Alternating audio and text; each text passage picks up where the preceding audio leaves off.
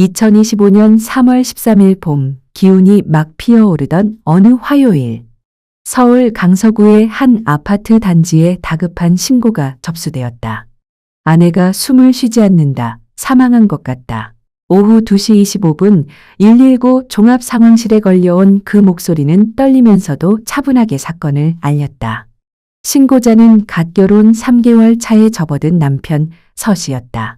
신고를 받고 구급대가 현장에 도착했을 때 안방 침대 위에는 이미 싸늘하게 굳은 한 여성이 누워 있었다. 강직이 진행된 지 오래 그녀의 죽음은 생리학적으로 최소 몇 시간은 지나 있었음을 말해주고 있었다. 사망한 이는 35세 여성 유혜영 씨. 그녀는 불과 석 달 전 동갑내기 남편 서 씨와 부부의 연을 맺은 새 신부였다. 가족과 지인 모두가 이제 행복이 시작될 차례라며 기뻐하던 그 결혼. 그러나 그 꿈은 채 펼쳐보지도 못한 채 파국으로 막을 내렸다. 혜영 씨는 성실하고 따뜻한 성품으로 주변에서 평판이 좋았다. 친구들 사이에서는 늘 배려심 많고 직장 동료들에게는 성실한 후배로 기억됐다. 가족에게는 효녀였고 늦은 나이에 결혼한 만큼 부모 역시 그녀의 앞날을 축복해 주었다. 혜영 씨의 친구가 인터뷰에서 혜영이가 원했던 결혼이니까 그 꿈이 이루어지는 그런 날이었다. 자기가 원하는 결혼식장이었고 자기가 원하는 드레스도 입었고 되게 즐거워했어요. 많이 뭉클했어요. 결혼 당시만 해도 두 사람은 잔치의 주인공이었다. 서로 나이가 같다는 공감대, 인연을 통해 가까워졌다는 점에서 많은 축하를 받았다. 그러나 결혼 후 석 달, 그녀의 이름은 더 이상 신부가 아닌 피해자라는 수식어로 불리게 되었다. 경찰 조사에서 서 씨는 일관되게 억울함을 주장했다.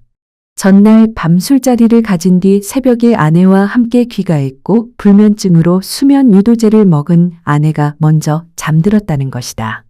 그는 거실 소파에서 아내의 상태를 확인한 뒤 안방으로 들어가 함께 잤다고 말했다. 다음 날 아침 아내를 깨우지 않고 출근했으며 오후에 전화를 받지 않아 걱정돼 집에 돌아왔다고 했다.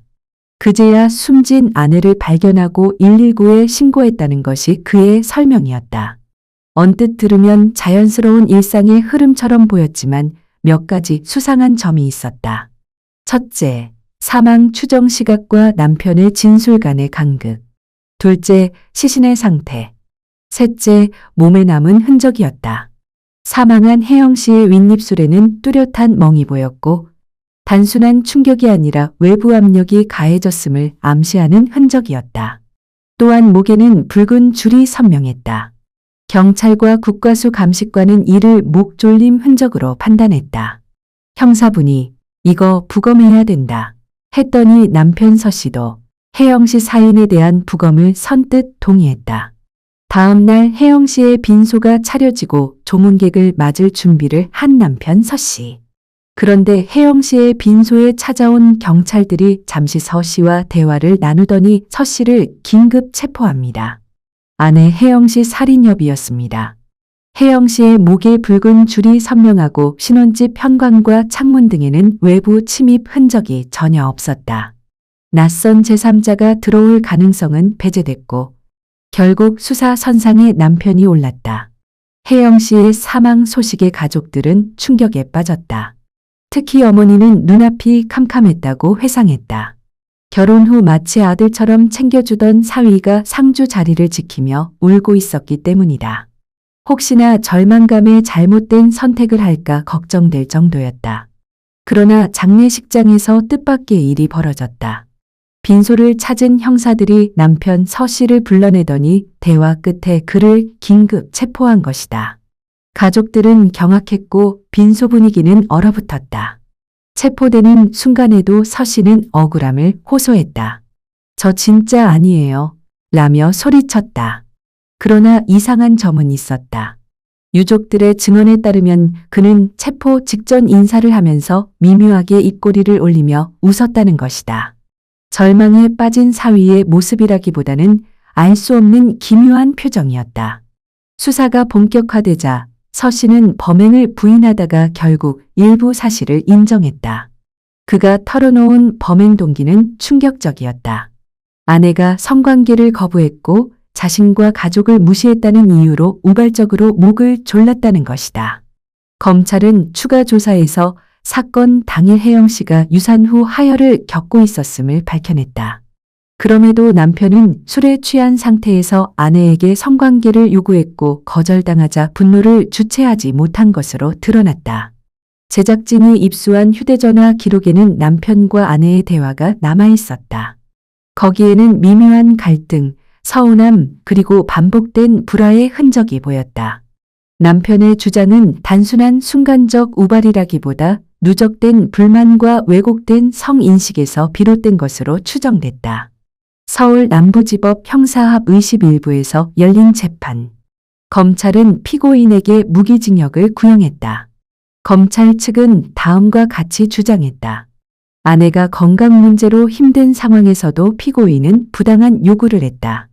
범행 직후 경찰과 가족에게 거짓말을 하며 상주 행세를 했다. 증거 인멸을 시도하는 등 죄질이 나쁘다. 사람이라면 도저히 이해하기 어려운 동기로 발생한 범죄다. 마지막으로 발언 기회를 얻은 서 씨는 울먹이며 말했다. 제 잘못으로 인해 소중한 사람을 잃었고 해서는 안 될 짓을 저질렀습니다. 그러나 유족과 방청객들은 냉담했다. 이미 돌이킬 수 없는 죽음 앞에서 그 말은 진심으로 다가오지 않았다. 혜영 씨의 어머니는 인터뷰에서 이렇게 말했다. 처음에 전화 받고 보이스피싱인 줄 알았어요. 눈물 한 방울도 안 나왔다고 합니다. 내 딸은 너무 착했어요. 남편도 챙기고 양가 부모님도 살뜰히 모시는 아이였어요. 그런데 왜 이런 일을 당해야 했는지 아직도 믿을 수가 없어요. 가족은 분노와 허망함 속에 하루하루를 버티고 있다. 결혼식에서 환하게 웃던 모습이 아직 눈에 선한데 그 모든 행복은 몇 달도 가지 못했다. 이번 사건은 단순히 한 가정의 비극에 그치지 않았다. 사회 전반에 큰 충격을 던졌다. 부부 관계와 성 문제, 성을 권리로 여긴 남편의 왜곡된 사고, 가정 내 폭력, 외부에서 알기 어려운 은밀한 폭력의 실체, 여성의 안전망, 결혼이라는 제도 속에서도 보장받지 못한 피해자의 권리. 이 사건은 우리에게 묻는다. 가정 안의 폭력을 어떻게 발견하고 예방할 수 있는가? 결혼이라는 울타리 속에서 여전히 반복되는 젠더 갈등은 어떻게 해소할 수 있는가? 부부 갈등이 극단적 범죄로 이어지는 구조적 원인은 무엇인가? 가정폭력 예방 시스템은 왜 제대로 작동하지 못했는가? 피해자가 도움을 요청할 사회적 안전망은 충분했는가? 억울함을 호소하던 남편의 눈물은 어디까지가 진실이었을까? 혜영 씨의 짧은 삶과 비극적 죽음은 단순히 한 개인의 이야기가 아니다. 우리 사회가 직면한 구조적 문제를 드러내는 상징이기도 하다. 사회적 구조와 개인적 비극이 얽힌 사건의 이면을 드러내고 우리 모두에게 질문을 던지는 사회적 장치입니다. 35세의 나이에 세상을 떠난 한 여성, 유혜영. 그녀는 단지 한 사건의 피해자가 아니라 우리 모두가 지켜주지 못한 누군가의 딸이자 아내였다. 사랑이라는 이름으로 시작한 관계가 어떻게 억압과 폭력으로 변질될 수 있는지 그 끝은 비극으로 막을 내렸다. 그녀의 죽음은 통계 속 한 줄이 아니라 지금 이 순간을 사는 우리가 반드시 기억해야 할 교훈이다. 그리고 사회는 같은 비극이 반복되지 않도록 더 단단한 장치를 마련해야 한다. 검찰은 서울 남부지법 열린 30대 남성 서모 씨의 살인 혐의 결심 공판에서 무기징역을 선고해달라고 요청했습니다. 검찰은 피고인은 유산으로 하혈을 겪던 아내에게 성관계를 요구하고 거부당하자 살해했다며 사건 직후 경찰과 유가족에게 다툼이 없었다며 거짓말하고 상주 행세를 하다가 체포됐다고 지적했습니다.